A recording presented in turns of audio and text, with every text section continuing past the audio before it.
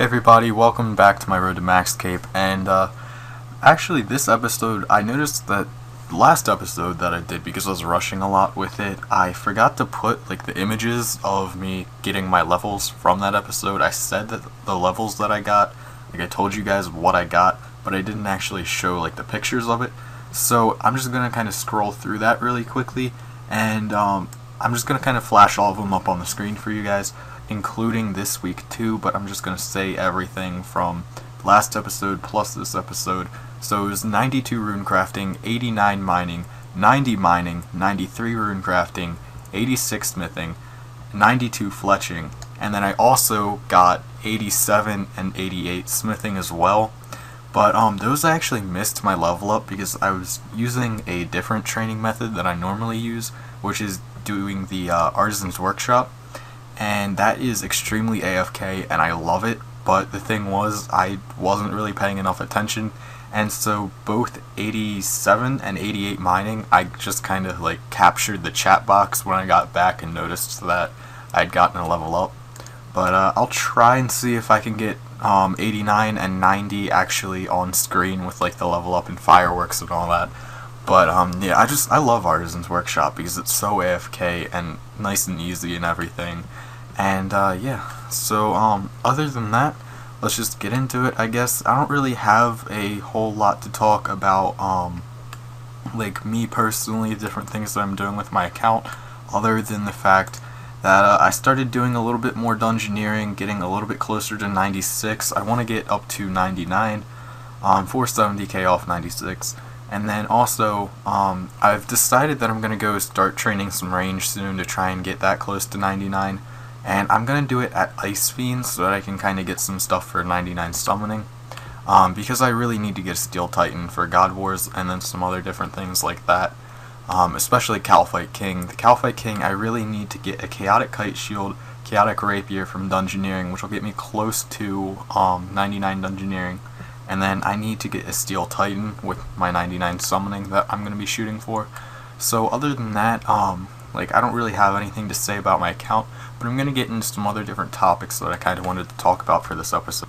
So the first thing that I wanted to talk about was kind of like an extension of my RuneScape wrap-up, which I did episode 1 of yesterday, and I will put an annotation up here if you guys need to go see that if you haven't watched it yet.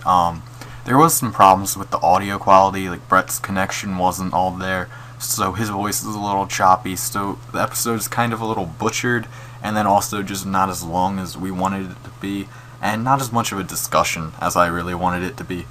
But other than that, I mean, I just kind of wanted to continue on with a little topic that I had in that, and that is the taking items out of the game.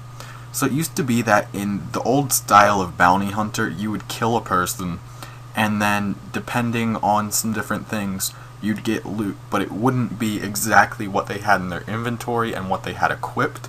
It would be a little bit different than that. And so, you could get like different items, there were some special things and stuff like that. It was a way in which items that players were using to PK with wouldn't just be going to the person who got the kill. That item would be destroyed, because on the PVM side of it, there's always people, say we're talking about Bandos, there's always people 24/7 camping Bandos and getting drops. So you have a constant increase in the supply and the market of the items. So the only way currently in-game to take those items out is if players either quit the game and leave them in their bank, or if a player drops those items straight onto the ground. So with that being said, my idea was that maybe because of how vocal the PK community has been lately, I'd say probably since EOC has come out, but it's been picking up in the last couple of weeks about really wanting dual servers. My idea with that was maybe, I don't see dual servers actually working. I don't see it being a practical idea that Jagex would even think about implementing into the game. But I had an idea about maybe making either 1 or 2 worlds that were just old school, not old school really, because it was kind of like halfway in between middle school, whatever. I don't really know what to call it, but when you had like the entire world was a PvP area, maybe go back to that on like two separate worlds, and maybe kind of try and work with the PK community to, I don't know that they would exactly revert it to the old combat, but try and get what they want, kind of, and then the EOC, kind of get them to closer together and more acceptable, maybe, to the community. Maybe changing some abilities around, reducing different things. I'm not sure exactly how Jagex would work it, but even if they didn't do anything with the combat, I still think that making one or two worlds in which were entirely PvP, and besides maybe like the banks and stuff like that, but in those worlds, when you killed someone, the loot that you actually got from killing them wasn't exactly what they were wearing and exactly what was in their inventory. Maybe you could get some of the stuff that they had, but you wouldn't get all of it. You'd get some different things. So sometimes it might not be as, say they had 50 mil risk if they were in the wilderness or something like that, and you killed them, you'd only make like 25 mil. But then another time you kill someone who has maybe only a 20 mil risk, but you end up making 40 mil. Or they could do something with kind of along the lines of what they did with the Crucible, and add some weapons and maybe some armor that degrades really quickly, but you can still use it for a couple of kills, and that armor and those weapons would be very valuable and very good to use for PKing. So then the PKers would want that, and that would add some incentive to actually go into those worlds and PK in them. And maybe not just those weapons and armor, but you could have some other things maybe that had a GP value, or different tradable items, just like resources that you kind of get from boss kills.